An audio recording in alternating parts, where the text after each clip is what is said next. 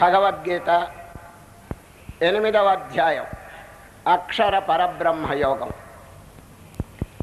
భక్తి షట్కాన్ని మనం విచారణ చేస్తున్నాము. కర్మ షట్కం పూర్తయింది. నిన్నటి దినం విజ్ఞాన యోగంలో నుంచి భక్తి షట్కం ప్రారంభమైంది. శ్రీకృష్ణ పరమాత్మ ఈ 6వ అధ్యాయంలో భక్తిని చక్కగా ప్రోత్సహిస్తున్నారండి. కొందరు భక్తితో మాకు పని ఏమిటి, మాకు కావాల్సింది విచారణ, నేనెవరు, ఆత్మస్వరూప విచారణ చేయవలను అనేటువంటి భావం కొందరికి ఉన్నదండి. మంచిది. కానీ ఆ జ్ఞానం అనేటువంటిది ఏ విధంగా కలుగుతుందో వాళ్ళు ఆలోచించట్లేదండి. భక్త్యా జ్ఞానం ప్రజాయతే కర్మణా జాయతే భక్తి. నిష్కామ కర్మ చక్కగా ఆచరిస్తుంటే భక్తి ఉదయిస్తుందండి. సర్వేశ్వరుని అచంచలమైన భక్తి కలుగుతుంది. ఆ భక్తిని చక్కగా అభివృద్ధి చేస్తుంటే జ్ఞానం వారి యొక్క అనుగ్రహం చేత కలుగుతుందండి. By the grace of God. అది విభూతి యోగం 10వ అధ్యాయంలో ఈ విషయం స్పష్టంగా చెప్పినారు శ్రీకృష్ణ పరమాత్మ. జ్ఞాన దీపం నేను వెలిగిస్తాను హృదయంలో. ఎవరి హృదయంలో? అందరి హృదయాల్లో కాదు. తేషాం సతతయుక్తానాం భజతాం ప్రీతిపూర్వకం. ఎంత చక్కగా ఉంది. మనం చేయవలసిన కర్తవ్యం మనం చేస్తే భగవంతుడు వారి డ్యూటీ వారు నెరవేరుస్తారు. మన డ్యూటీ ఏమిటి? తేషాం సతతయుక్తానాం భజతాం ప్రీతిపూర్వకం. ప్రీతిపూర్వకంగా హృదయపూర్వకంగా వారిని ప్రార్థన, జపము, ధ్యానము చేయాలి. వారు చేయవలసి వారి కర్తవ్యం ఏమిటి తెలుసండి? దదామి బుద్ధియోగం. వారి హృదయంలో జ్ఞానదీపం వెలిగిస్తారు వారు. చూచారు? కనుక మన డ్యూటీ మనం చక్కగా చేయాలి. ఆ భక్తిని అభివృద్ధి చేసుకుని వారి యొక్క పాదార విందములను నిర్మలమైనటువంటి భక్తితో మనం ధ్యానం చేయాలి, చింతన చేయవలనది. శ్రీకృష్ణ పరమాత్మ గీతలో చాలా చోట్ల భక్తికి ప్రాధాన్యత ఇచ్చారండి. 14వ అధ్యాయం అండి, అఖండమైనటువంటి జ్ఞాన షట్కం. 14వ అధ్యాయంలో ఏం చెప్పారు తెలుసండి? ఈ జ్ఞాన విచారణ చేస్తూ చేస్తూ చివరికి మాం చయో అవ్యభిచారేణ భక్తి యోగేన సేవతే. అద్భుతమైన అఖండమైనటువంటి జ్ఞాన విచారణ చేస్తూ చివరికి ఈ వాక్యం అన్నారు. ఇది మాం చయో అవ్యభిచారేణ భక్తి యోగేన సేవతే సగుణాన్ సమతే చైతాన్ బ్రహ్మభూయాయ కల్పతే. అచంచలమైనటువంటి భక్తితో నన్ను ఎవరు చింతన చేస్తున్నారో వారికి చక్కగా ఈ జ్ఞాన విచారణ అబ్బుతుందని చెప్పారండి. కనుక జ్ఞానం అనేది మంచిదేనండి. ఫైనల్ జ్ఞానోదేవత కైవల్యం, దానికి తిరుగు లేదండి. జ్ఞానం చేతనే మోక్షం. బట్ ఆ జ్ఞానం ఏ విధంగా కలుగుతుంది చెప్పండి? భక్త్యా జ్ఞానం ప్రజాయతే. చివరి అధ్యాయంలో భగవానుడు ఇదే వాక్యం చెప్పినారు. భక్త్యా మాం అభిజానాతి. ఇదండి అష్టాక్షరీ మంత్రం. భక్త్యా మాం అభిజానాతి. భక్తి చేత నన్ను చక్కగా తెలుసుకుంటారు జనులు. ఇది మరి ఆ భక్తి లేకపోతే చెప్తాం. నిన్నటి దినం విజ్ఞాన యోగంలో ఒక అద్భుతమైనటువంటి ఒక వాక్యం శ్రీకృష్ణ పరమాత్మ ఉపదేశం చేసినారు. ఏమిటంటే, మోక్షం అనేటువంటి గృహానికి ఎవరైనా వెళుతుంటే మోక్షం అనేటువంటి అక్కడ దారిలోనండి మాయ అనేటువంటిది ఒకటి ఉంటుందండి.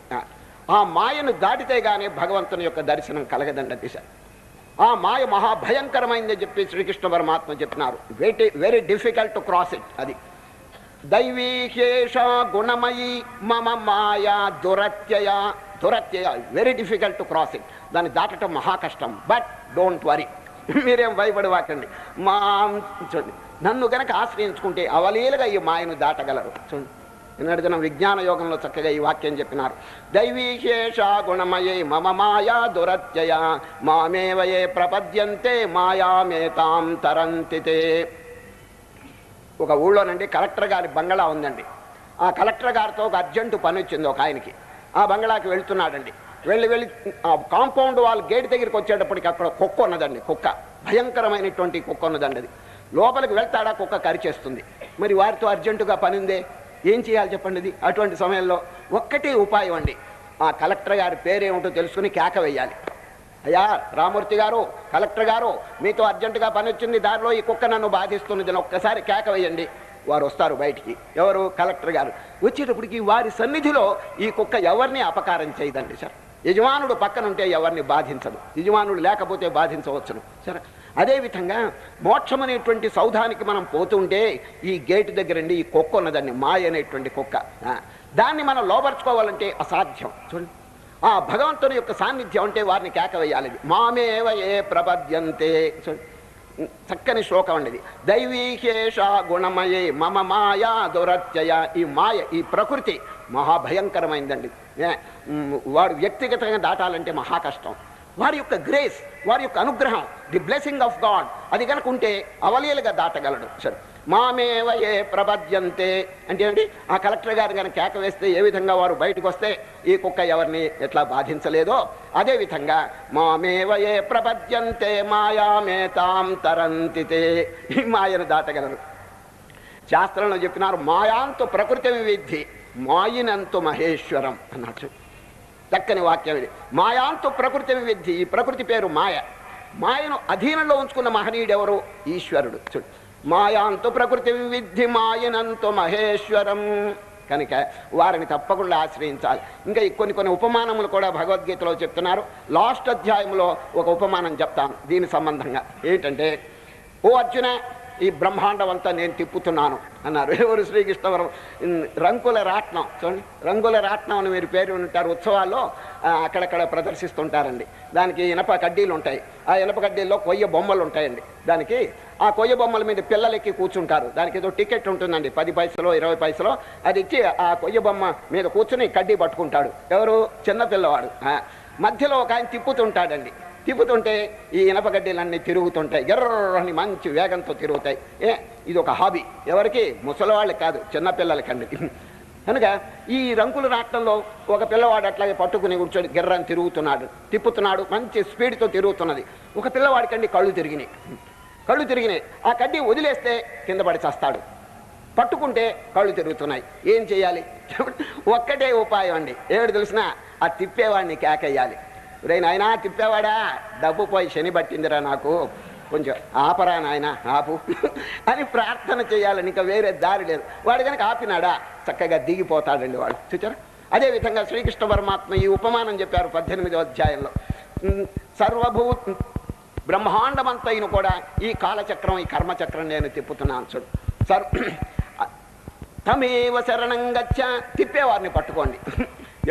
ఈశ్వర సర్వభూతానాం హృద్దేశే అర్జున తిష్టతి. లాస్ట్ అధ్యాయంలో శ్లోకం ఉండేది, అద్భుతమైనటువంటి శ్లోకం.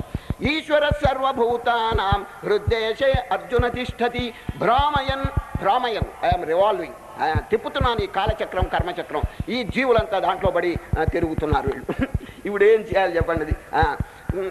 ఈశ్వర సర్వభూతానాం హృద్దేశే అర్జున తిష్టతి భ్రామయన్ సర్వభూతాని యంత్రారూఢాని మాయయ. యంత్రారూఢాని అంటే ఏంటి? ఈ రంగులు రాట్నం మోస్తారనమాట. ఏం చేయాలి ఇప్పుడు? కళ్ళు తిరుగుతున్నాయి, కింద పడుతున్నారు, దుఃఖం అనుభవిస్తున్నారు, కింద పడబోతున్నారు. ఏం చేయాలి చెప్పండి? తమేవ శరణం గచ్చ, తిప్పేవాడిని పట్టుకోండి. శ్రీకృష్ణ పరమాత్మ ఉపదేశం చూడండి. అర్జున, తిప్పేవాడిని పట్టుకోవయ్యా. ఎవరు? నేనే. తమేవ శరణం గచ్చ సర్వభావేన భారత తత్ప్రసాదాత్. ప్రసాదం అంటే అనుగ్రహం. చూచారా? తత్ప్రసాదాత్, వారి యొక్క అనుగ్రహం చేత అవలీలుగా ఈ మాయను దాటవచ్చును. తత్ప్రసాదాత్ పరాం శాంతిం స్థానం ప్రాప్తిసి శాశ్వతం. కనుక ఈ భక్తిని చిన్న చూపు చూడకూడదండి. భక్తి చాలా తక్కువ, మేమంతా జ్ఞానం, వాళ్ళంతా దాసోహములు, మేమంతా సోహం అని ఎగిరిగిరి పడకూడదండి. సరే, అనుభవం కలవాడు ఎవడు ఇటువంటి మాట మాట్లాడు తక్కువ అని చెప్పి భక్తిని చిన్న చూపు చూడరండి. అది శంకర భగవత్పాదులు ఎవరు చెప్పండి? అద్వైత భేరి మోగించినటువంటి వారు, రెండవ వస్తువు లేదు అనేటువంటి ఆ అద్వైత మతాన్ని ప్రచారం చేసినటువంటి శంకర భగవత్పాదులు వారి జీవితం చూడండి. ఎన్ని స్తోత్రాలు, ఎన్ని అష్టకాలు రాసినారండి దేవుణ్ణి ప్రార్థన చేస్తూ. భక్తిలో ఎంత మునిగిపోయినా భజగోవిందం. భజగోవిందం వారే కదా రాసింది. శివానంద లహరి, ఇటువంటి పుస్తకాలు భక్తి ప్రభావం, భక్తిని చక్కగా ప్రోత్సహించినారు. మరి వారు అద్వైతం కదా, రెండవ వస్తువు లేదు కదా, దేవుడు కూడా నేనే స్వరూపం అని చెప్పి అన్నవారు కదా, మరి ఎందుకు ఈ విధంగా భక్తిని ప్రచారం చేశారు? అది సహజం. భక్తి లేకపోతే జ్ఞానం కలగదండి. భక్త్యా జ్ఞానం ప్రజాయతే. పోతే దత్తాత్రేయులు అనే పేరు మీరు విన్నారు కదండి. ఎవరు? దత్తాత్రేయులు ఎవరో తెలుసండి? ఈ మానవుల యొక్క హయ్యెస్ట్ గ్రేడ్. మానవుల్లో కొన్ని గ్రేడ్స్ ఉన్నాయండి. మొట్టమొదట బ్రహ్మచారి, గృహస్థుడు, వానప్రస్థుడు, సన్యాసి. ఆ సన్యాసుల్లో 4 తరగతులు: కుటీచకుడు, బహూదకుడు, హంస, పరమహంస. ఆ పరమహంస అనేది హైయెస్ట్ స్టేజీ.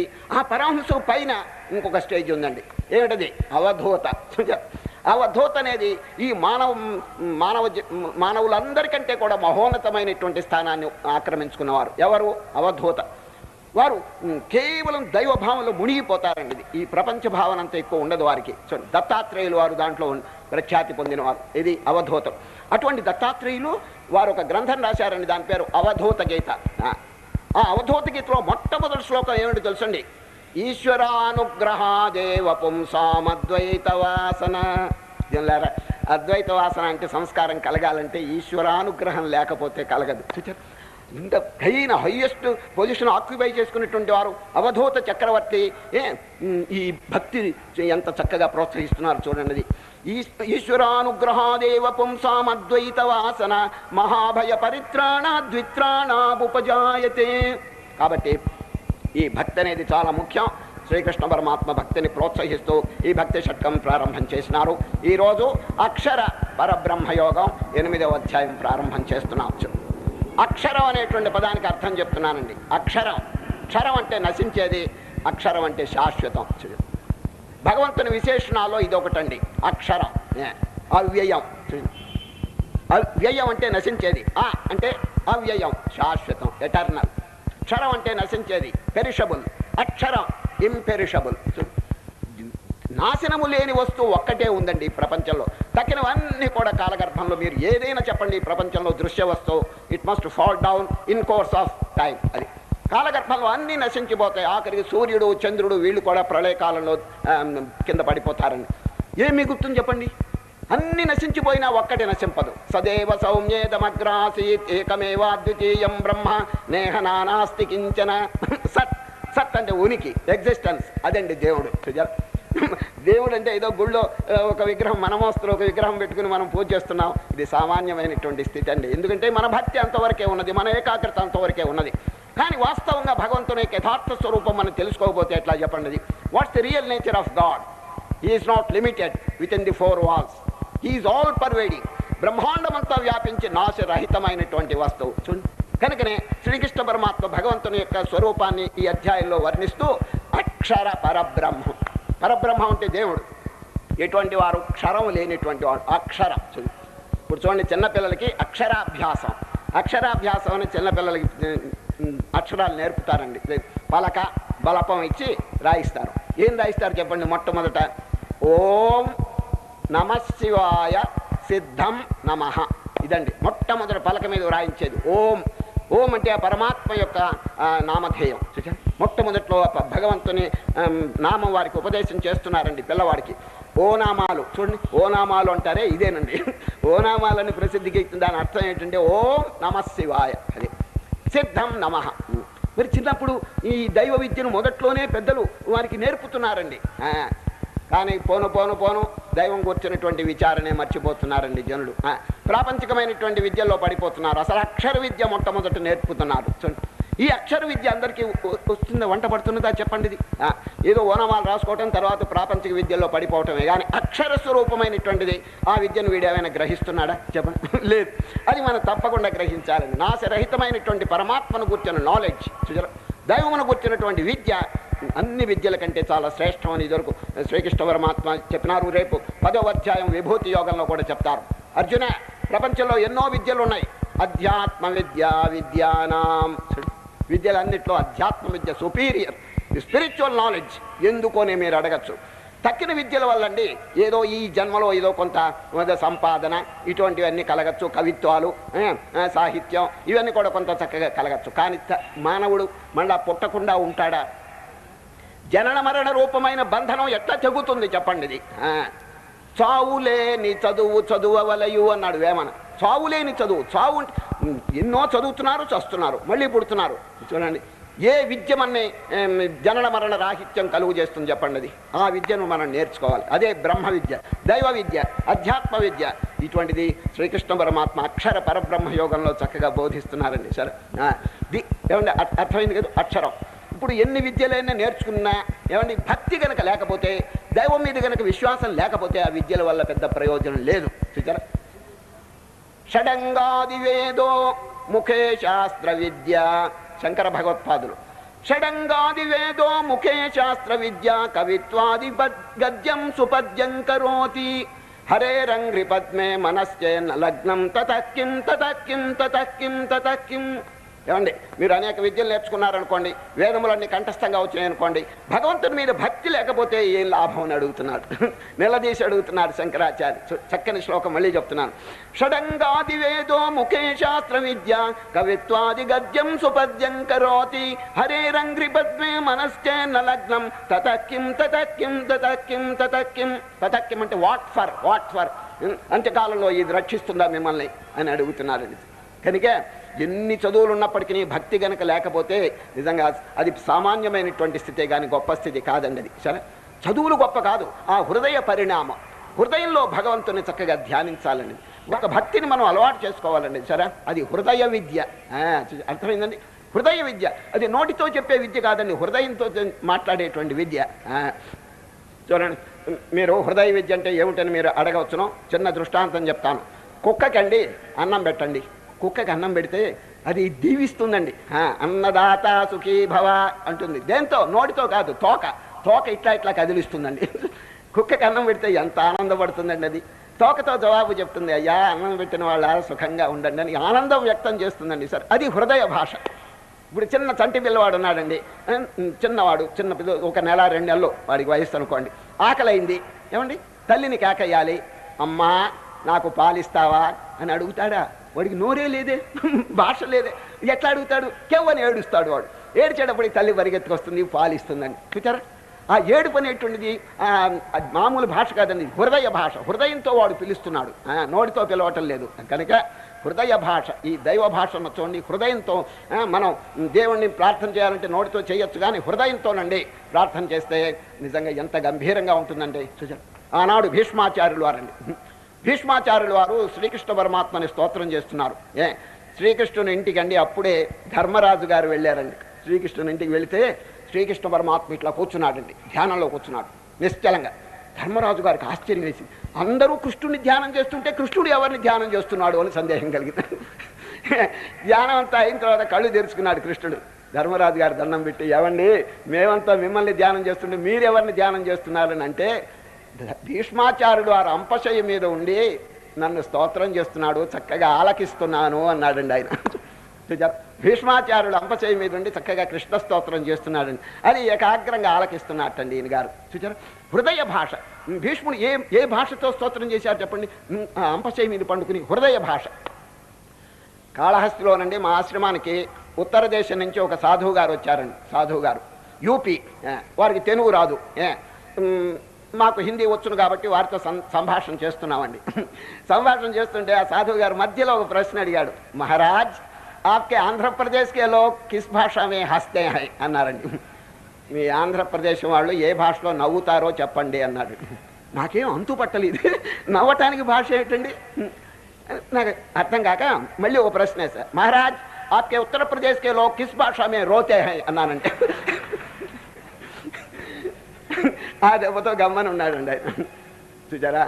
నవ్వుకి ఏడుపుకి భాష ఏంటండి? ఇది హృదయ భాష. చూచారా? అది హిందువులు నవ్వినా, మహమ్మదీయులు నవ్వినా, క్రైస్తవులు నవ్వినా అంతా ఒకటేనండి ఆ భాష, దైవ భాష. కనుక మనం భగవంతునితో కాంటాక్ట్ పెట్టాలంటే నోటితో కాంటాక్ట్ పెట్టుకోవచ్చు, కానీ హృదయం అనేది చాలా ముఖ్యమండి. హృదయ భాష. ఆ నిర్గుణ పరమాత్మను కానీ సగుణ పరమాత్మను కానీ చక్కగా హృదయంలో ధ్యానం చేసుకుంటే అంతకు మించినటువంటిది ఇంకోటి లేదండి. ఈ భక్తి చేత ఏమవుతుందంటే అనేక జన్మార్జితమైన పాప పంకిలం ధ్వంసం అయిపోతుందండి. సరే, నిష్కామ కర్మ చేత, భక్తి చేత పాపం ధ్వంసం అయిపోతుందండి. ఎప్పుడు పాపం రహితం అయిపోయిందో హృదయం శుద్ధం అవుతుంది. హృదయం శుద్ధం అయితే భగవానుడు కాచుకుంటాడండి. దేనికి? జ్ఞాన బీజం వేయటానికి. ఆ జ్ఞానం అనేటువంటి విత్తనం మన హృదయ క్షేత్రంలో వేస్తారు, చక్కగా ప్రవృద్ధి పొందుతుంది. అప్పుడు విచారణ. మొన్న ప్రహ్లాదుని కథ మీకు చెప్పాను కదండి. ప్రహ్లాదుడు భక్తి, మొట్టమొదటితో భక్తిని అలవాటు చేశాడు. ఓం నమో నారాయణాయ. కొంతకాలం అయిన తర్వాత భగవానుడు ప్రత్యక్షమై వరం కోరుకోమంటే, ఏమండి వీరేం కోరుకోకపోతే భగవానుడే వరం ఇచ్చినాడండి. నాయన నీకు ఆత్మజ్ఞానం కలుగుగాక అన్నాడు. వెంటనే ఇక జపమాల పక్కన పెట్టాడు. ఓ హూయామాయ్, నేనెవరు, నా స్వరూపం ఏమిటని చెప్పి చక్కగా చింత, అది జ్ఞానం. చూచారు? కనుక ఈ భక్తిని కనుక మనం అలవాటు చేస్తే జ్ఞానం అనేది భగవానుడే మనకి అనుగ్రహిస్తాడు. జ్ఞానం చేత మోక్షం. అదే ఇప్పుడు శ్రీకృష్ణ పరబ్రహ్మము యొక్క యథార్థ స్వరూపం ఏమిటో చెప్తున్నారండి. అక్షర పరబ్రహ్మం. అక్షరం అంటే నాశరహితం. చాలామందికి భగవంతుని యొక్క యథార్థ స్వరూపం తెలియదండి. వారు ఏదో గుళ్ళో ఉన్నారు, 4 గోడల మధ్య ఉన్నారు, ఇంట్లో పటంలో ఉన్నారు అని అనుకు. ఈ పటాలు, ఈ గుళ్ళు ఇవన్నీ కూడా మన ప్రారంభ స్థితిలో ఉన్నవేనండి. సరే, భగవంతుని యొక్క వాస్తవ స్వరూపం మనం తెలుసుకోవాలండి. హీఈస్ నాట్ లిమిటెడ్ అని నేను పదే చెప్తున్నాను. భగవంతుడు ఇప్పుడు మనం ఎట్లా ఒక చిన్న పరిమితమైనటువంటి ఆకారం కలిగి ఉన్నామో అట్లా ఉండలేదండి అది. సరే, అన్ని దేహాలు వారివేనండి. బ్రహ్మాండంలో అణువులో కూడా వ్యాపించి ఉన్నారండి. సరే, నిరాకార నిర్గుణ పరబ్రహ్మాది. ఒక్క వస్తువు, ఒక చిన్న అణువు కూడా వారు లేకుండా లేదండి అది. మత్తఃపరతరం నాణ్యత్ కించిదస్తి ధనంజయ మయి సర్వమిదం ప్రోతం సూత్రే మణిగణాయువ. పుష్పమాల కానీ మణిరత్నమాలలో కానీ దారం వలె వ్యాపించున్నారు. దారం లేని పుష్పం, దారం లేని మణి ఉండదండి. అన్ని మణుల్లో కూడా కనుక స్త్రీలు కానీ, పురుషులు కానీ, రాక్షసులు కానీ, దేవతలు కానీ, జంతువులు కానీ, క్రిమికీటకాలు కానీ ఇవన్నీ కూడా పుష్పాలండి. సార్, ఈ పుష్పముల్లో దారం వలె వ్యాపించి బ్రహ్మసూత్రం, ఆ దైవం వ్యాపించున్నారు. ఇంకా దేవుడు లేని చోటు ఎక్కడ చెప్పండి అది. మరి పాపం ఎందుకు చేస్తున్నాడు వాడు చెప్పండి? ఒకడు పాపం చేసినాడంటే దైవం మీద అవిశ్వాసం. అర్థమైందండి? ఒకడు పాపం చేసి దేవుడి మీద కనుక విశ్వాసం ఉంటే how can he commit sin when there is God by his side? How can he commit sin? విట్నెస్గా చూస్తున్నాడండి అందరి యొక్క హృదయంలో. సర్వధీ సాక్షిభూతం, సర్వధీ సాక్షిభూతం. అందరి యొక్క హృదయంలో బుద్ధులను జాగ్రత్తగా చూస్తున్నాడండి సాక్షిభూతంగా. మరి పాపం ఎట్లా చేయగలరు? ఓ చిన్న దృష్టాంతం చెప్పి నేను గీతలో ప్రవేశిస్తున్నాను. ఒక ఆశ్రమంలో గురువు గారు ఉన్నారండి, 10 మంది శిష్యులు ఉన్నారండి. నెల రోజుల నుంచి ఒకే బోధ అండి, ఒకే బోధ. 10 మందిని కూర్చోబెట్టి కంఠశ్రోట్స్తో చెప్తున్నాడండి. నాయనలారా, భగవంతుడు సర్వవ్యాపి, బ్రహ్మాండమంతా వ్యాపించున్నారో, వారు లేని చోటు లేదు, అణువులో వ్యాపించున్నారనే బోధ నెల రోజులు చెప్పాడండి. ఎవరు? గురువు గారు. 10 మంది శిష్యులు బాగా విన్నారు. నెల రోజులు పూర్తి అయిన తర్వాత ఎగ్జామినేషన్, పరీక్ష పెట్టాలనుకున్నాడు. నేను చెప్పిన బోధ జీర్ణమైందా వీళ్ళకని, నాయనలారా మీకంతా వంట పట్టిందా? మీరు చెప్పింది బాగా అనుభవానికి వచ్చిందా? తెలిసిందా? భగవంతుని స్వరూపం అంటే అందరూ బాగా రిప్లై ఇచ్చేశారు, మాకు బాగా తెలిసింది దైవ స్వరూపం అని. పరీక్ష చేస్తాను జాగ్రత్త అని 10 అరటిపళ్ళు తెప్పించాడండి. 10 అరటిపళ్ళు తెప్పించి 10 మంది శిష్యులకి ఒక్కొక్క అరటిపండు ఇచ్చాడండి. ఎవరు? గురువు గారు. క్వశ్చన్ ఏమిటి తెలుసునా? ఇది పరీక్ష. ఈ అరటిపండు మీ ఇళ్ళకి తీసుకుపోండి, మీ ఇళ్ళకి తీసుకుపోండి. ఈ అరటిపండు ఎవరు లేకుండా తినండి. మళ్ళీ ఇది పొద్దున్న చెప్పాడండి ఈ విషయం. సాయంత్రం మళ్ళీ తిరిగి రండి అందరూ, మీ ఇళ్ళకి వెళ్ళండి, ఎవరు చూడకుండా తినాలి. అదండి క్వశ్చన్. 10 మంది వారి ఇళ్ళకి పోయినారండి. మొదటి శిష్యుడు వారి ఇంటికి పోయి, గురువుగారి ప్రశ్న ఏమిటి? ఎవరు చూడకుండా తినమన్నారు కదా, ఇంట్లో అందరూ ఉన్నారే, చూస్తుంటే ఎట్లా దీన్ని ఒక గదిలో దూరాడండి. దూరి తలుపు వేసేశాడు, అలిఘర్ తాళం వేశాడు, ఎవరు రాకుండా. ఎవరు లేరు, గురువుగారి ప్రశ్న సాల్వ్ చేయాలి అని చెప్పి పండు తినేశాడండి, అరటి పండు. ఎవరు చూడకుండా తినమన్నాడు కదా. ఇక రెండవ శిష్యుడు ఇంకా కొంచెం బెత్తడి తెలివి ఎక్కువ ఉందండి వాడికి. వాడి ఇంట్లోకి వెళ్ళి, ఏమండి, గదిలో తలుపు వేసి తినబోతుంటే చీమలు కనిపించినాయండి. చీమలు ఉరి చీమలు చూస్తుంటే నేను ఎట్ట తినేది, ఎవరు చూడకుండా తినమన్నాడు కదా. మరి తడిగుడ్డ తెచ్చి చీమలన్నింటినీ అద్ది బయట పారేశాడండి వాడు. ఎవరు లేరని చెప్పి స్వాహ తినేశాడు. మూడవ శిష్యుడు ఇంకా కొంచెం తెలియగలవాడు. ఈ నేల మీద ఎవడో ఒకటి చూస్తూనే ఉంటాడని కొండెక్కాడండి వాడు. ఎక్కి అక్కడ పక్షులు గిక్షులు ఉంటే అన్నిటిని తరివేశాడు, ఎవరు చూడకూడదుగా. తరివేసి స్వాహ తినేశాడు వాడు. 4వ శిష్యుడు ఇంకా కొంచెం నీళ్లలో దిగాడండి, ఎందుకంటే బయట ఎవడో ఒకటి చూస్తూనే ఉంటాడు. నీళ్లలో దిగి ముక్కు మోసుకుని అరటిపండు ఒలిచి తినేశాడండి వాడు. ఈ విధంగా అందరు శిష్యులు వారు అరటిపండు ఎవరు చూడకుండా సాయంత్రం వచ్చేశారండి. అందరూ 10 మంది నిలబడ్డారు. నాయలారా, క్వశ్చన్ ఆన్సర్ చేశారు, బ్రహ్మాండంగా ఆన్సర్ చేశారు. అందరూ నువ్వెక్కడ తిన్నావు? ఎవరు చూడలేదు స్వామి, అలిఘర్ తాళం వేసినాను స్వామి, చీమలు కూడా చూడలేదు స్వామి, పక్షులు ఈ విధంగా ఏమంటే చేపలు కూడా చూడకుండా నీళ్ళ. ఈ విధంగా ఒక్కొక్కరు చెప్తుంటే లాస్ట్ వాడి శిష్యుడు అండి తినలేదండి. పండు తినకుండా చేత్తో తెచ్చాడండి వాడు, చేత్తో పట్టుకు తెచ్చాడు వాడు. ఏమిరా క్వశ్చన్ ఆన్సర్ చేయమంటే ఇట్లా చేసావేంటి? ఎవరు చూడకుండా పండు తినమంటే ఎందుకు తినకుండా నువ్వు వచ్చినావంటే, స్వామి నెల రోజుల నుంచి కంఠశ్రోషతో మీరు చెప్తున్నారు భగవంతుడు అంతటా వ్యాపించున్నాడని, అణువులో ఉన్నాడని చెప్తున్నారే, మరి దేవుడు చూస్తుంటే నేను అట్టా తినేది అన్నాడండి వాడు. దేవుడు చూస్తుంటే నేను అట్టా తినకుండా తెచ్చాను పండు అన్నాడండి వాడు. అప్పుడు గురువు గారు, ఓ వీడొక్కడు నా బోధ జీర్ణం చేసుకున్నాడు, మీ 9 మంది అరటి పళ్ళ కోసం పుట్టారా మీరంతా, మోక్షం కోసం కాదు. చూడండి ఎంత చక్కగా సాల్వ్ చేసినాడో వీడు. కనుక పాపం అనేది ఎట్లా చేస్తాడు వాడు చెప్పండి? పోలీసు వాడు పక్కనుంటే ఎవడైనా దొంగతనం చేస్తాడా చెప్పండి? అదేవిధంగా సాక్షిభూతుడైనటువంటి పరమాత్మ ఈ రికార్డు చేసుకుంటూ ఉంటే పాపం ఎట్లా చేయగలడు? కాబట్టి నిజంగా దైవ విశ్వాసం కలవాడు పాపంలో ఏలు పెట్టడండి. He cannot commit sin. చూడండి, ఎందుకంటే God is by my side. అది కనుక కేవలం గుళ్ళోనే దేవుడు ఉన్నాడని అనుకోబాకండి. He is not only in the temple but outside also, he is all pervading అని శ్రీకృష్ణ పరమాత్మ అక్షర పరబ్రహ్మ యోగాన్ని మొదలు పెడుతున్నారండి. ఈ అధ్యాయంలో ఉన్న విశేషం ఏమిటంటే, మొట్టమొదట కృష్ణుడు చెప్పలేదంట. శిష్యుడైనటువంటి అర్జునుడికి తీవ్రమైన ఉత్సాహం కలిగిపోయిందండి, జిజ్ఞాస. జిజ్ఞాస అంటే inquisitiveness to know who is God, దేవుడు ఎవరో తెలుసుకోవాలనే క్యూరియాసిటీ ఎక్కువగా ఉందండి ఎవరికి? అర్జునుడి గారికి. అందువల్ల గురువు అయినటువంటి కృష్ణుడిని ప్రశ్నలు అడుగుతున్నాడు. సామాన్యంగా ఒక శిష్యుడికి ఏదైనా జిజ్ఞాస కలిగితే ఒక ప్రశ్న అడుగుతాడు, ఇంకా కొంచెం తీవ్రమైన అభిలాష కలిగితే 2 అడుగుతాడు. కానీ అర్జునుడికి ఎంత తీవ్రమైనటువంటి అభిలాష ఉన్నదంటే భగవంతుని తెలుసుకోవాలని 7 ప్రశ్నలు అడిగాడండి. ఒక్కసారి 7 ప్రశ్నలు, 7 క్వశ్చన్స్ అట్ ర్యాండమ్. అది ఆ క్వశ్చన్స్ అన్నిటికీ శ్రీకృష్ణ పరమాత్మ సమాధానం చెప్తారు, కానీ అన్ని రిప్లైస్ విచారణ చేయడానికి ఇక్కడ అవకాశం చాలా తక్కువగా ఉంది. మొదటి ప్రశ్న, చివరి ప్రశ్న, ఈ 7 ప్రశ్నలు first question and last question చాలా అద్భుతంగా ఉంటాయి. వాటిని గురించి మనం విచారణ చేస్తాం. మొట్టమొదటి ప్రశ్న కిం, అర్థమైందండి. సామాన్యంగా గురు శిష్యులు అక్కడక్కడ ఉంటారండి. గురువు గారి యొక్క క్వాలిఫికేషన్ ఏమిటో తెలుసండి? అనుభూతి. అది experience is the qualification of the master. వారు విషయములను చక్కగా అనుభవంలోకి తీసుకొచ్చి దాన్ని శిష్యునికి చెప్తూ ఉండాలి. అది గురువు యొక్క ఇదే. శిష్యుని యొక్క క్వాలిఫికేషన్ ఏమిటి తెలుసండి?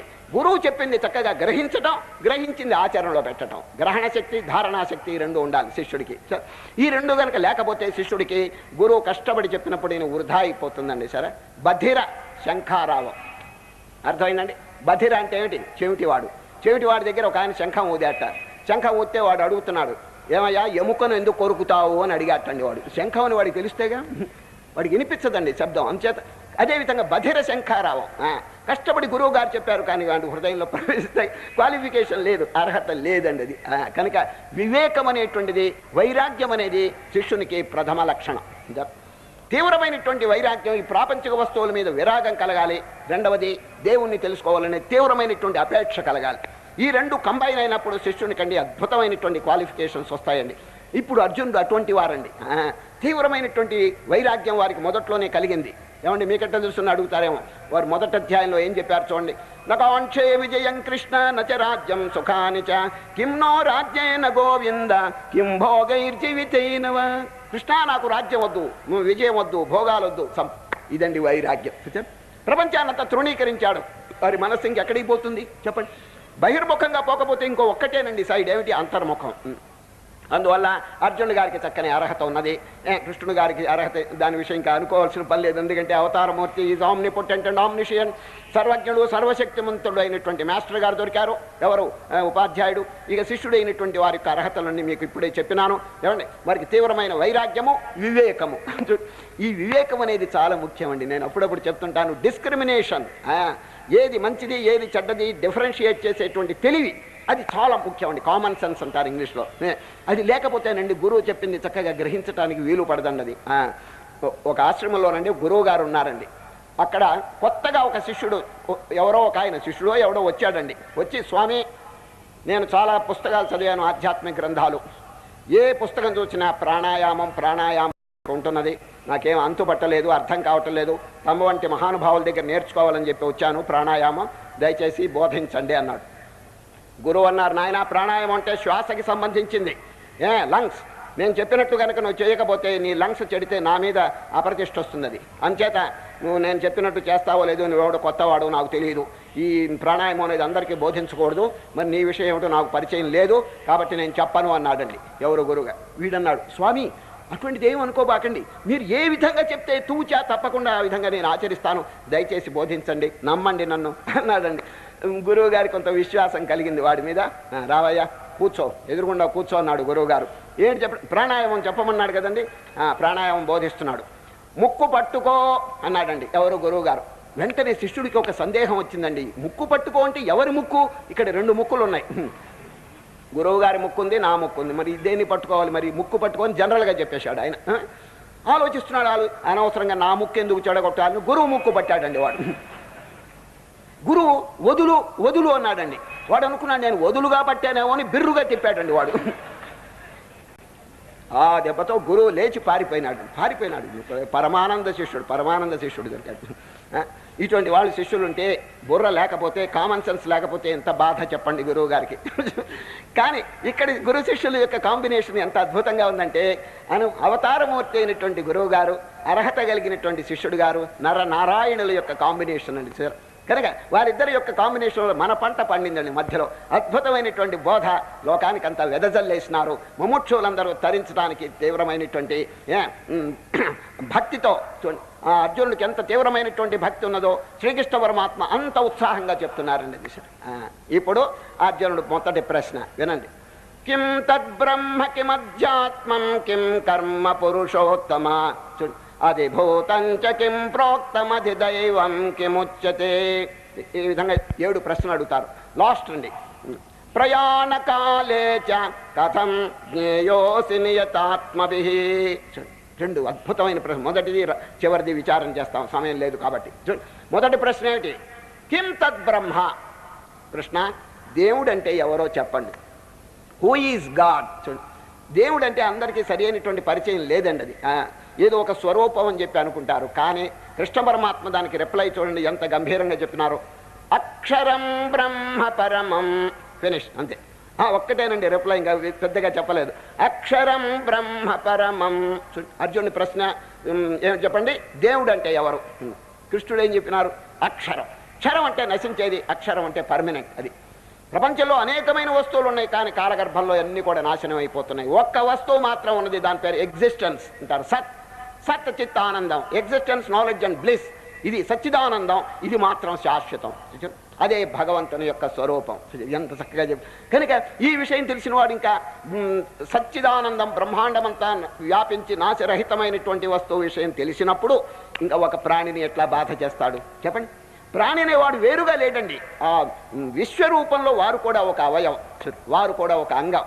మరి ప్రేమ, దయ, కరుణ పొంగి పొరులుతుందండి ఈ విషయం కనుక జీర్ణమైతే. భగవంతుడు నాశరహితుడు, సర్వవ్యాపకుడు అనేటువంటి విషయం కనుక చక్కగా తెలిస్తే ఇక ఏ ప్రాణికి మానవుడు బాధ చేయడండి. అది చాలా. కనుక శ్రీకృష్ణ పరమాత్మ ఎంత జనరల్గా చెప్పేసినాడు చూడండి. అక్షరం బ్రహ్మ పరమం. భగవంతుని యొక్క స్వరూపం తెలుసుకుంటే ఏం ప్రయోజనం మీరు అనుకోవచ్చున్నది. సర్వత్ర వ్యాపించి ఉన్నాడని చెప్పి తెలిసినప్పుడు చూడండి, ఈ మొరాలిటీ చాలా అద్భుతం, క్యారెక్టర్ బిల్డింగ్ ఇది చాలా చక్కగా వారికి కలుగుతుందండి. అందుచేత ప్రేమ, దయ, కరుణ, పరోపకారం, దాన ధర్మం ఇవన్నీ కూడా విరివిగా చేస్తాడండి. ఎందుకంటే వారికి చేసిన ఉపకారం భగవంతునికి చేసినట్టే. చూచారా, నరుడికి చేసిన ఉపకారం నారాయణుడికి చేసినట్టే అని చెప్పి అనుకుంటాడు. ఇప్పుడు చూడండి, బీదవాడు బీదవాడు అని చెప్పి అనుకోడు, దరిద్ర నారాయణుడు. చూడండి, దరిద్ర నారాయణుడు అని చెప్పి వారికి ఒక ముద్ద అన్నం పెడతాడండి, దైవభావంతో చేస్తాడు. కనుక విశ్వమంతైన భగవంతుని యొక్క స్వరూపం అని చెప్పి తెలిసినప్పుడు ఇక జీవితం అంతా పర్ఫెక్ట్గా ఉంటుందన్నది.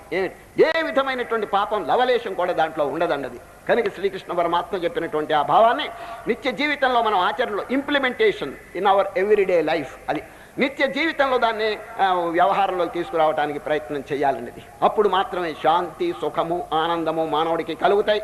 అది లేకపోతేనండి వాడు వేరు వీడు వేరు, ఆ జాతి వేరు ఈ జాతి వేరు, ఆ కులం వేరు ఈ కులం వేరు, గోడలు కట్టుకుని జనులు బాధపడుతున్నారండి. ఇప్పుడు చూడండి, ఈ దుఃఖానికి, ఈ వైరానికి, ఈ ద్వేషానికి కారణం ఏమిటండి?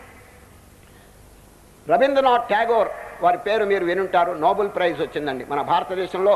ఇంతవరకు ఇద్దరికి వచ్చిందండి నోబెల్ ప్రైజ్. ఈ ఠాగూర్ గారికి సాహిత్యంలో వచ్చింది, సివి రామన్ అని వారికి కెమిస్ట్రీ, రసాయన శాస్త్రంలో వారికి వచ్చిందండి. ఈ ఠాగూర్ గారికి ఎందుకు వచ్చిందంటే నోబెల్ ప్రైజ్, వారు ఒక అమూల్యమైన గ్రంథం రాసినారండి. దాని పేరు గీతాంజలి. చూడండి, గీతాంజలి అది ఎంత అద్భుతంగా ఉందంటే దాంట్లో ఒక విషయం దేవుని గురించి వర్ణిస్తున్నాడండి. ఎవరు? ఠాగూర్ గారు. చూడండి, ఆ భగవంతుని యొక్క అయితే అది ఇంగ్లీష్లో ఉంది, తెలుగులో చెప్తాను, ఇంగ్లీష్లో కూడా చెప్తాను. Wear the mind is without fear అంటాడు. చూడు, where the mind is without fear, ఆ భగవంతుని యొక్క స్థానంలో ఎట్లా ఉంటుందంటే భయమే లేదండి. ఎందుకు భయం ఎప్పుడు వస్తుంది తెలుసిన? ద్వితీయాద్వై భయం భవతి అంటాడు ఉపనిషత్తు. రెండవ వస్తువు ఉంటే భయం కలుగుతుంది. అక్కడ రెండవ వస్తువు ఎక్కడ? సత్. సత్ అంటే ఒకటే. సత్ కంటే వేరుగా ఏదన్నా వస్తువు ఉంటే అసత్. అసత్ అంటే లేని దాంతో సమానం. దేర్ ఫార్ ఒక్కటే వస్తువు అద్వైతం. అక్కడ చూడు భయం ఎందుకు ఉంటుందండి? చూడు, where the mind is without fear and the head is held high, where the mind has not been broken up into fragments by narrow domestic walls అన్నాడు. ఎక్కడ మనస్సు చిన్న చిన్న గోడలు కట్టుకుని నాశనం కాలేదో అన్నాడు. చూడండి, డొమెస్టిక్ వాల్స్ అంటే ఈ చిన్న చిన్న గోడలు చూడండి, ఈ భిన్నత్వం, ఇది వేరు అది వేరు అనేటువంటిది కట్టుకుని నాశనం అయిపోతున్నారు జనులు. చూడండి భేదం, వారి మీద ద్వేషం, వీడి మీద వైరం, వీడి మీద ఎందుకు గోడలు కట్టుకున్నారు. మనిషికి మధ్య గోడ ఉంటే ఇంకెట్లా చెప్పండి అది. కనుక పరమాత్మ యొక్క స్వరూపం ఎటువంటిదంటే where the mind has not been broken up into fragments by narrow domestic walls, where the clear stream of reason has not lost its way into the dreary desert sand of dead habit, into that heaven of freedom, O Father, let my country awake అన్నాడు. అటువంటి దివ్యమైనటువంటి దైవస్థానంలోకి మన దేశీయులు ప్రవేశించుగాక అంటాడు. చూడండి, let my country awake. అది ఎంత చక్కని definition చూడండి. చిన్న చిన్న విషయాలు అక్కడే సంకుచితమైన భావాలు చెప్పలేదండి, విశాలమైనటువంటి భావం. అదే శ్రీకృష్ణ పరమాత్మ ఇక్కడ చెప్తున్నారు. అక్షరం బ్రహ్మ పరమం. చూడండి, మొదటి క్వశ్చన్ సాల్వ్ అయిపోయింది. ఇక చూడండి, భగవంతుడు చిన్న లిమిటెడ్ అని చెప్పి మనం ఎప్పుడు అనుకోకుండా, ఏమండి, ఎప్పుడు ధ్యానం చేసినప్పటికీ బ్రహ్మాండమంతా వ్యాపించున్నాడు అనేటువంటి భావన మన మనస్సులోకి రావాలి. చూడండి, అది వ్యవహారంలో కూడా అట్లాగే ఉండాలండి. చూడు, వ్యవహారంలో ఈ భేదం ఇవన్నీ చూసినామంటే అన్ని అవకతవకలుగా ఉంటుంది. నిష్కామ కర్మం చేయటానికే మహా కష్టం అండి. సరే, భేదం అనేటువంటిది లేకుండా చూడండి, అభేద దర్శనం మోక్ష సంసారో భేద దర్శనం. శంకరాచార్యులు వారు వేదాంత డిండిమో అనే పుస్తకంలోనండి, అభేద దర్శనం మోక్ష సంసారో భేద దర్శనం. భిన్నత్వం అని ఉంటే వాడి మీద ద్వేషము, వాడి మీద అపకారము ఇవన్నీ కలుగుతాయన్నది. యస్మిన్ సర్వాణి భూతాని ఆత్మైవాభూద్విజానతః తత్ర కో మోహ కశ్యోక ఏకత్వమనుపశ్యతః. బ్రహ్మాండమంతా ఒకటే వస్తువుని తెలిసిన వాడికి కోపం ఎక్కడ, అసూయ ఎక్కడ అని చెప్పి ఈశావాస్యోపనిషత్కారుడు చక్కగా ప్రశ్న వేశాడు అన్నది. కనుక ఇప్పుడు మొదటి ప్రశ్న సాల్వ్ అయిపోయింది. ఇక రెండవ ప్రశ్న ఏమిటి చెప్పండి. ప్రయాణకాలే చ కథం జ్ఞేయోసి నియతాత్మభిః. అర్జునుడు అడుగుతున్నాడు ప్రయాణం. ఈ పదం ఎంత చక్కగా ఉందో చూడండి. సామాన్యంగా ప్రయాణం అంటే ఏమిటి చెప్పండి. బస్సు ప్రయాణం, రైలు ప్రయాణం, విమాన ప్రయాణం ఇట్లా పోతుంటారు కదా. ఆ ప్రయాణం పోయేటప్పుడు ఏం చేస్తారు కొంచెం చెప్పండి. ఏం చేస్తారు తెలిసిన, ప్రయాణానికి ముందుగానే సామానంతా సర్దుకుంటారు కదండి. ఎప్పుడో మధ్యాహ్నం రైలు బయలుదేరుతుందంటే పొద్దున్నుంచే వాడు సామాను సర్దుకుంటాడు. రేపు ప్రయాణం అయితే ఈ రోజే ఏం తీసుకుపోవాలనో వెంట అని చెప్పి అన్ని చూసుకుంటూ ఉంటాడు. చూచారు, ప్రయాణం యొక్క లక్షణం ఏమిటంటే ప్రయాణానికి ముందుగా హీ విల్ బి ప్రిపేర్డ్. అదేవిధంగా దీర్ఘ ప్రయాణం ఒకటి ఉన్నదండి. ఆ విషయం అందరూ మర్చిపోతున్నారండి. ఈ ప్రయాణ విషయం కంప్లీట్గా మర్చిపోతున్నారు. ఇక ప్రయాణం అనేది లేదు, ఎల్లప్పుడూ ఇక్కడే permanent. I'm permanent, my body is permanent, my wife is permanent, my children are permanent. ఈ విధంగానండి అజ్ఞానం చేత మానవుడు శాశ్వతంగా ఈ శరీరంతో ఎంతకాలం అంటాడు చెప్పండి. మీరే చెప్పండి. 100 ఏళ్ళు అని చెప్తారే కానీ ఇప్పుడు 100 ఎక్కడున్నారండి. మన భారతదేశంలో యావరేజ్ వయసు చూస్తే చాలా తక్కువ అండి. ఇంకా రష్యాలో ఏదో కొంచెం ఎక్కువ బతుకుతున్నారేమో కానీ భారతదేశంలో చాలా తక్కువ అండి. 100 కానీ శతమానం భవతి అని ఆశీర్వాదాలు చేస్తుంటారు. అక్షంతలు వేసి పురోహితులు ఈ పెళ్ళిళ్ళు కానీ, అయ్యా 100 ఏళ్ళు బతుకు పెళ్లి కొడక అంటాడు. ఎంత బతుకుతాడు దేవుడికరికే. చూడండి, శతమానం భర్తృహరి ఈ విషయం తీసుకుని, ఏమండి 100 ఏళ్ళ సరే టేక్ ఇట్ ఫర్ గ్రాంటెడ్. మీరు 100 ఏళ్ళు అని చెప్పి అనుకోండి. ఎంత టైం మనకి ధ్యానం చేయడానికి వస్తుందో నేను మ్యాథమెటికల్గా చెప్తానన్నాడు. ఎవరు? భర్తృహరి. విచారణ చూడండి, మ్యాథమెటికల్గా లాజికల్గా విచారణ చేస్తున్నాడు. సపోజ్ అంటాడు, ఒకవేళ మనకి 100 సంవత్సరాల వయస్సు ఉంటే అంటాడు. ఉంటే అండి, ఇఫ్ అంట, ఉంటే ఏమవుతుందో తెలుసు, ఎంత టైం ధ్యానం చేయవచ్చును అని బాగా లెక్క కడుతున్నాడండి. ఆయుర్వర్షశతం రుణాం పరిమితం రాత్రౌ తదర్థం గతం. 100 ఏళ్ళు ఆయుర్దాయం అనుకుంటే 50 ఏళ్ళు నిద్రలో తీసేయండి అన్నాడండి. నిద్ర, మీరు రాత్రి నిద్రపోండి, పగలు నిద్రపోండి, నిద్ర అంతా కలిపితే half the life is gone. చూడండి, నిద్ర మత్తు జడ స్థితిలో చూడండి, అంతే కదండి. ఎంతసేపు నిద్రపోతున్నాడు, పగలు ఎంతసేపు నిద్రపోతున్నాడు, ఇవన్నీ కలుపుకుంటే నిద్రలో సగం జీవితం తీసేయమన్నాడండి మ్యాథమెటికల్గా. చూడు, రాత్రవు తదర్థం గతం, 50 ఏళ్ళు తీసేయండి. 100 ఏళ్ళు ఆయుర్దాయం ఉంటే 50 ఏళ్ళు డిమినిష్, ప్లీజ్ మైనస్. ఇంకెంత మిగిలింది? 50 ఏళ్ళు. ఆహా, ధ్యానం చేసుకోవచ్చు కదా అంటే కాదంటున్నాడు. తస్యార్థస్య పరస్య చార్థమపరం బాలత్వ వృద్ధత్వయో. బాల్యకాలం 12.5 సంవత్సరం తీసేయండి. బాల్యకాలంలో ఏమిటి పుణ్యమా పురుషార్థం అండి? గోలికాయలు, బొంగరాలు, గాలిపటాలు ఇవే తప్ప ఇంకేముందండి వాడికి. బాల్యకాలంలో చూడండి, బాలస్తావత్ క్రీడాసక్త, ఈ ఆటపాటల్లోనే వాడు కాలం గడుపుతాడు. కాబట్టి ఆ టైం అంతా వృధా. 12.5 సంవత్సరం ప్లీజ్ డిమినిష్ అన్నాడు. 50 ఏళ్ళు దక్కింది మనకి. 50 ఏళ్ళు 12.5 బాల్యకాలంలో తీసేయమన్నాడు. పోతే వృద్ధత్వయో, ముసలితనం. చూడు, ముసలితనంలో 12.5 సంవత్సరం తీసేయమన్నాడండి. ఎందుకో తెలిసిన జ్ఞాపక శక్తి ఉండదు, నడవటానికి శక్తి ఉండదు, ఇంద్రియములన్నీ క్షీణించిపోతాయి. ఆ టైంలో వీడు ఏమిటండి పుణ్యమా పురుషార్థం ఏం చదువుతాడు? గీత చదవంటే వాడికి ఏమైనా అర్థం అవుతుందా చెప్పండి? జ్ఞాపక శక్తే లేకపోయి, చెప్పింది వినటానికి లేకపోయి, ఇటువంటి ఉపన్యాసాలు చదివితే పాపం చెవుడు వినలేడు. ఈ విధంగా అన్ని హ్యాండిక్యాప్స్ అండి ఎవరికి. అది మా ఆశ్రమం నుంచి వేదాంత భేరి అని ఒక మాసపత్రిక వెలువడుతూ ఉంటుందండి. అనుష్ఠానం ఇంతసేపటికి మేము ప్రాక్టికల్ కోర్సులోనే జాగ్రత్తగా చూస్తుంటాం. How to proceed, how to conquer the mind, how to conquer the senses, ఇటువంటి టాపిక్సే ఎక్కువగా ఉంటాయి. కాబట్టి అనుష్ఠానమును బోధించు ఆధ్యాత్మిక మాసపత్రిక. దాంట్లో మేము అప్పుడప్పుడు పాఠకులకి ప్రశ్నలు ఇస్తుంటాం. ప్రశ్నలు పాఠకులు చక్కగా సమాధానం చెప్తుంటారు. ఒకనాడు ప్రశ్న ఇచ్చినాం ఒక నెలలో. ఏమిటంటే, ఓ పాఠకులారా, బ్రహ్మదేవుడు ఒక ప్రాణిని సృష్టి చేశాడు. ఆ ప్రాణి పుట్టిన కొద్ది కాలమునకు 4 కాళ్లతో నడుస్తుంది. ఇంకా కొంచెం పెరిగితే 2 కాళ్లతో నడుస్తుంది. ఇంకా కొంచెం పెరిగితే 3 కాళ్లతో నడుస్తుంది. ఆ ప్రాణి ఏది అని ప్రశ్న చేశామండి. మీరందరూ బాగా ఆలోచించుకోండి. ఆ ప్రాణి ఏదో. పుట్టంగానే కొంతకాలానికి 4 కాళ్లతో నడుస్తుందండి. ఎవరో తెలిసినా మనుష్యుడే. మనుష్యుడు పుట్టినప్పుడు 4 కాళ్ళతో పాకుతాడండి వాడు. చూసారా? 2 చేతులు 2 కాళ్ళతో పాకుతుంటాడు. కొంత పెరిగిన తర్వాత 2 కాళ్ళతో రివ్వున నడుస్తుంటాడు మంచి స్పీడ్తో. ముసలివాడైన తర్వాత 3వ కాలు వస్తుందండి. అది కర్ర అనేటువంటిది 3వ. చూడండి, 3 కాళ్ళ ముసలమ్మ అంటారు, 3 కాళ్ళ ముసలోడు అంటారు. చూడండి, ఈ కర్ర పట్టుకుంటూ లేకపోతే నడవలేడండి. కనుక వార్ధక్యంలో ఎన్ని బాధలు మీరే ఆలోచించండి. కర్ర లేకపోతే నడవలేడని.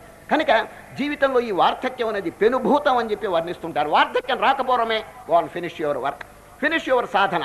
చూడండి ఎన్ని సాధనలు, యమ నియమ ఆసన ప్రాణాయామ ప్రత్యాహార ధారణ ధ్యాన సమాధి. చూడండి ఎన్ని ఒక్కటైనా ఆచరించినారా చెప్పండి. ఏ టైం అయిపోతున్నది, ఇప్పటికే చాలా టైం అయిపోయింది. మీ జీవితం ఏమిటో కొంచెం ఆలోచించుకోండి. ఈ విధంగా క్షీణించక పూర్వమే చూడండి, వార్ధక్యంలో 12.5 సంవత్సరం తీసేయమన్నాడు, బాల్యంలో 12.5 కలపండి 25. 50 ఏళ్ళు మనకి నిద్రలో పోతే 50 దక్కిందండి. 50లో 12.5 బాల్యం, 12.5 యవ్వనం, వార్ధక్యం తీసేస్తే ఇంకెంత మిగిలింది చెప్పండి? ఇంకా 25. 25 సంవత్సరాలు ధ్యానం చేయించిన అంటే కాదంటున్నాడు భర్తృహరి. శేషం వ్యాధి అంటాడు. చూడు, మీకు ఎంతకాలం జబ్బు వస్తుందో ఆ టైం అంతా తీసేయమన్నాడండి. ఏమండి, జబ్బులు కడుపు నొప్పిగా ఉంటే ధ్యానం చేస్తాడండి ఎవడైనా చెప్పండి? కడుపు బాగా తిప్పుతుంది, ఓం నమః, శివుడు కనిపించాడు, కడుపు నొప్పి కనిపిస్తుంది అంతే. చూడండి, కనుక ఈ వ్యాధుల టైం అంతా తీసేయమన్నాడండి. వ్యాధి వియోగ దుఃఖ సహితం, వియోగ టైం అంతా తీసేయమన్నాడు. వియోగం అంటే ఏమిటి తెలుసండి? ఇంట్లో అంతా ఆనందంగా ఉంటారండి, అకస్మాత్తుగా ఎవడ చస్తాడు. చచ్చేటప్పటికి అయ్యా చావటం అనేది ఒక సెకండ్ అండి, ఫ్రాక్షన్ ఆఫ్ ఎ సెకండ్లో చస్తాడు. కానీ పోయేవాడండి ఉండేవాళ్ళని ఏడిపించిపోతూ ఉంటాడండి వాడు. ఈ బతుకుని ఇంట్లో వాళ్ళందరూ ఏడుస్తూనే ఉంటారు. నెలలు సంవత్సరాల పర్యంతం దుఃఖమేనండి. చూడండి, వాడు పోతూ ఎంత వియోగ దుఃఖం తెచ్చిపెట్టాడో. చూడండి, వియోగ దుఃఖం అంటే ఏంటి తెలుసండి? అసలు ఆపత్తు పేరు ట్రబుల్ అంటాడు. ట్రబుల్, దీని పేరు వరి అంటారండి. ఇంగ్లీష్లో 2 పదాలండి, ట్రబుల్ అండ్ వరి. ట్రబుల్ అంటే అసలు ఆపత్తు, వరి అంటే దానివల్ల కలిగేటువంటి మనస్తాపం. అది ఒక రోజు కాదండి, రోజు తరబడి నాశనం చేస్తుందండి అది. ఈ మధ్య ఒక ఆయన ఇంకొక ఆయన అడిగాడండి, వాట్ ఈజ్ మెన్ బై వరి అన్నాడు ఇంగ్లీష్లో. వాడు ఎవడో తెలుసుండి, అవతల వాడు బ్యాంకు గుమాస్తా అండి. అందువల్ల చెప్తున్నాడు, వరి is the interest paid on trouble before it is due అన్నాడండి. అది బ్యాంకు భాషలో చెప్పాడు. ట్రబుల్ అనే ఫిక్స్డ్ డిపాజిట్ మీద వచ్చే వడ్డీ పేరు వరి ఏటండి. అది చూడండి, అసలు ఆపత్తు ఎప్పుడో జరిగిపోతుంది, వీడు ఏడుస్తూ వస్తుంటాడు, టైం అంతా నాశనం. దీని పేరు వియోగ దుఃఖం అన్నది. చూడండి, ఈ విధంగా వ్యాధుల వల్ల వియోగం వల్ల చాలా టైం పోతుంది నాయన. శేషం వ్యాధి వియోగ దుఃఖ సహితం సేవాదిభిర్నీయతే జీవే వారితరంగ చంచలతరే సౌఖ్యం కుతః ప్రాణినాం. కాబట్టి 100 ఏళ్ళు అని చెప్పి ఎగరబాకండి, ఎంత టైం అండి మనకు దక్కేది. కాబట్టి కొంచెం మనకి లభించినా దాన్ని సద్వినియోగం చేయడం. We have to utilize the golden opportunity. చూడండి, మానవత్వమే అసలు ఎంతో గొప్ప అండి. అది ఆలోచించండి. మన ఎదురుగుండా చీమలు చూస్తున్నాం, దోమలు, కుక్కలు, గాడిదలు, పక్షులు ఏమండి ఎంత బాధపడుతున్నాయి చూడండి. అది మనకు చక్కగా బ్రెయిన్ ఇచ్చినాడు, కామన్ సెన్స్ ఇచ్చినాడు, వివేకం ఇచ్చినాడు, how to realize, how to know God. ఇవన్నీ కూడా శాస్త్రాలు మనకు ఉపదేశం చేస్తుంటే జీవితం అంతా వృధా చేయటం అనేది ఎంత అవివేకం చెప్పండి. అది కనుక శ్రీకృష్ణ పరమాత్మ ఇప్పుడు దాని గురించిన ప్రస్తావన వచ్చిందండి. అర్జునుడు గారి ప్రశ్న ఏమిటంటే, స్వామి ప్రయాణ కాలంలో ఎట్లా ఉండాలి? ప్రయాణ కాలం అంటే ఏంటి? అంత్యకాలం, శరీరం పడిపోయేటువంటి టైం. కానీ ప్రయాణ కాలంలోనే అని అడగలేదు. ఇక్కడ ఒక విచిత్రం అండి. ప్రయాణకాలే చ అంటే ఏమిటి? ఆల్సో. అది అయ్యా అంత్యకాలంలో కూడా జీవితకాలం అంతా ఎట్లా ఆచరించవలనో అంత్యకాలంలో కూడా ఎట్లా ఉండవలనని చెప్పి అర్జునుడి ప్రశ్న. అయ్యా మీరంతా కొంచెం చా అనేది ఆలోచించుకోండి. చా అంటే ఆల్సో. కేవలం అంత్యకాలంలోనే అని కనుక చెప్పుంటే చాలా ప్రమాదం కలిగేదండి. ఎందుకంటే జీవితకాలం అంతా వృధా చేసుకుని అంత్యకాలంలోనే అంటే అప్పుడే ఏదో కృష్ణారామ అంటానని కొందరు అనుకుంటారు. ఏమండి అసలు ఆ టైం ఎట్లా తెలుస్తుంది చెప్పండి? అంత్యకాలం అనేది ఎవరికైనా గ్యారంటీ ఉన్నదా? లేదు కదా, ఎవరికి తెలియదు. అకస్మాత్తుగా వచ్చి పడిపోతున్నదండి యాక్సిడెంట్. ఇది ఈ యుగంలో అంత్యకాలం అనేది ఎవరు చెప్పలేకపోతున్నారు. ఏమండి ఈ చివరి కాలము అనేది మనకు తెలియనప్పుడు ఏం చేయాలి చెప్పండి? తస్మాత్ సర్వేషు కాలేషు మాం అనుస్మరయోధ్యచ.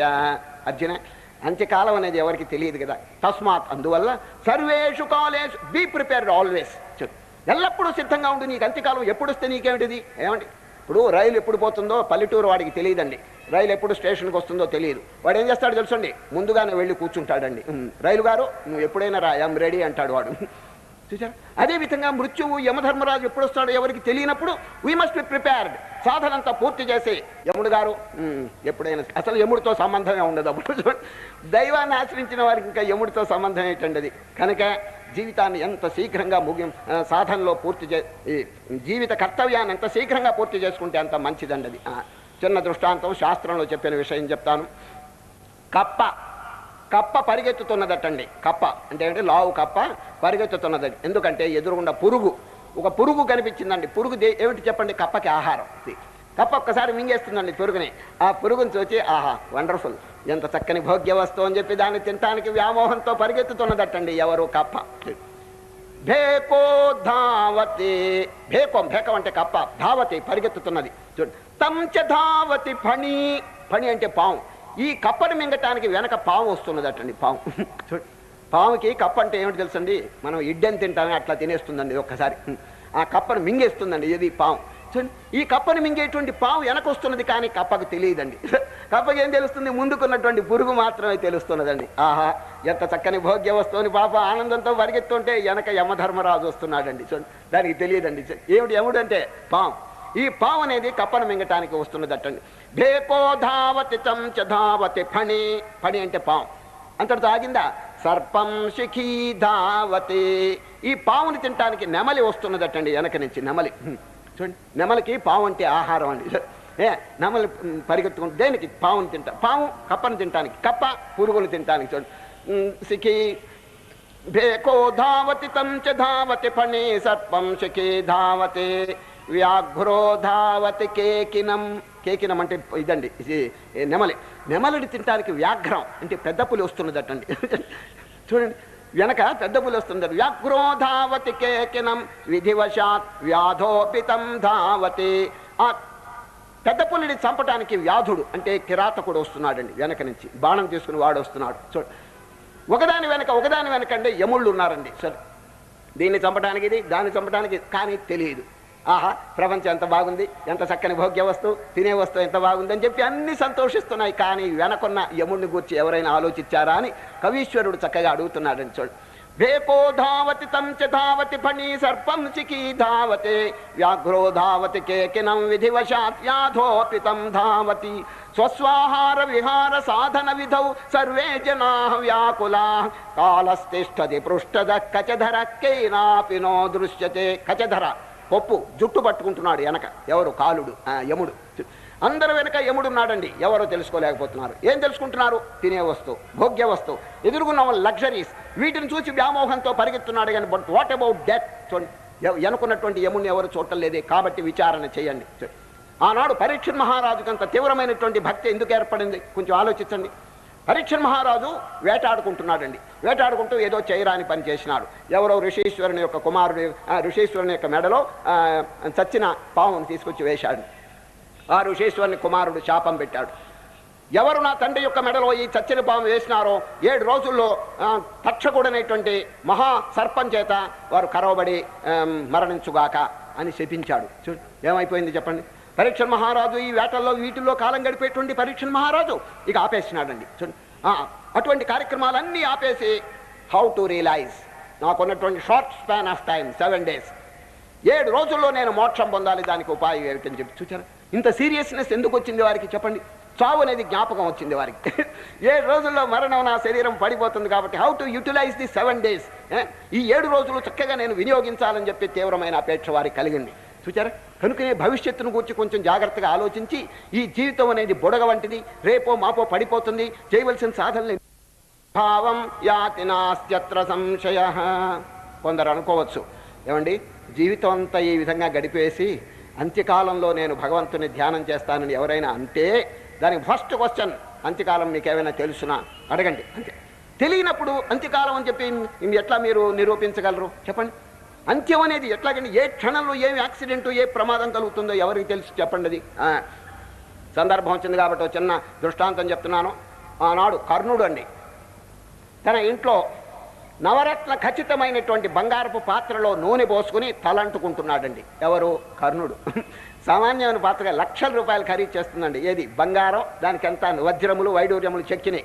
అటువంటి పాత్రలో నూనె పోసుకుని కర్ణుడు తలంటుకుంటున్నాడు, తానే స్వయంగా, సేవకులు ఎవరు లేరని.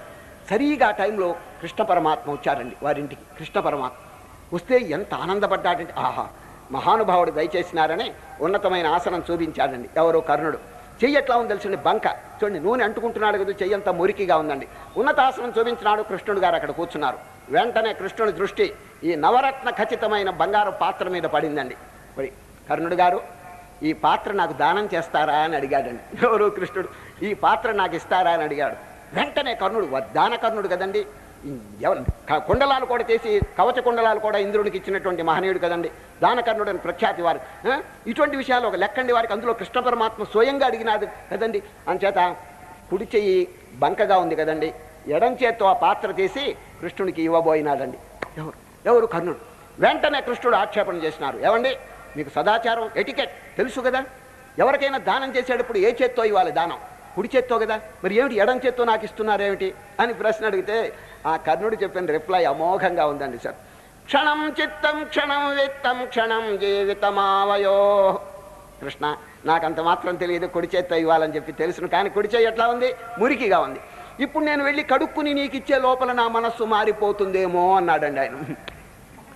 ఇప్పుడు మీకు ధర్మబుద్ధి నాకు కలిగింది, మీకు ఇవ్వాలని దానం చేయాలనే అభిప్రాయం ఇప్పుడు కలిగింది. అక్కడికి వెళ్ళి వచ్చే లోపల ఇంత అమూల్యమైన వస్తువు, ఇన్ని లక్షల రూపాయలు ఖరీదు చేసేది వారికి ఎందుకు ఇవ్వాలనే పిసిని కొట్టుదనం నాలో ప్రవేశిస్తుందేమో. నంబర్ 1. ఇక రెండవ కారణం ఏమిటి తెలుసండి? నేను చేయి కడుక్కుని వచ్చే లోపల బతుకుతానో చస్తానో అన్నాడండి ఆయన. ఎంత చక్కగా చెప్పి, క్షణం జీవితమావయో క్షణం చిత్తం క్షణం విత్తం క్షణం జీవితమావయో. అద్భుతమైన రిప్లై ఇచ్చినాడండి సార్. ఆ విషయం అందరూ ఆలోచించాలండి సార్. ఈ ప్రతి క్షణం ఎంతో డేంజరస్గా మనం పరిగణించి ఈ ఉన్నటువంటి స్వల్ప సమయానండి ధర్మకార్యం, దైవ కార్యం, పరోపకార కార్యం, ఒకరికి ఉపకారం చేసేటువంటి దాంట్లోనే నిమగ్నం కావాలండి. లేకపోతే పుణ్యమును సంపాదించే అవకాశం ఎక్కడ చెప్పండి? జీవితం అంతా ఈ ప్రాపంచిక వస్తువుల్లోనే పరిగెత్తి పరిగెత్తి పరిగెత్తి నాశనం చేస్తే వేర్ ఈజ్ ది టైం చెప్పండి? Where is the leisure? భగవంతుని ధ్యానం చేయడానికి ఏం చెప్పండి? ఈ మధ్య ఒక ఆయన అన్నాడండి, బాగా పనిలో వర్క్లో మునిగిపోయి, ప్రపంచ వ్యవహారంలో మునిగిపోయి ఇంకోటితో అంటున్నాడు, I have no time even to die అన్నాడండి. చావటానికే తీరిక లేదు పో అనేసాడు వాడు. బతకటానికి కాదు, చావటానికి కూడా తీరిక లేదట వాడికి. ఈ విధంగా. కానీ వివేకానంద స్వామి ఒక చక్కని వాక్యం చెప్తారండి ఈ విషయం. ఈ ప్రాపంచిక విషయ భోగాల మీద పడి సమయం అంతా నాశనం చేసుకునే వాళ్ళని పశ్చిమ దేశంలో చూచాడండి. ఎవరు? వివేకానంద. అదంతా తిరిగి తిరిగి మన భారతదేశానికి వచ్చి ఒక చోట ఉపన్యాసం చెప్తూ ఎంత గంభీరమైనటువంటి ప్రకటన చేశాడో చూడండి. ఎవరు? వివేకానంద.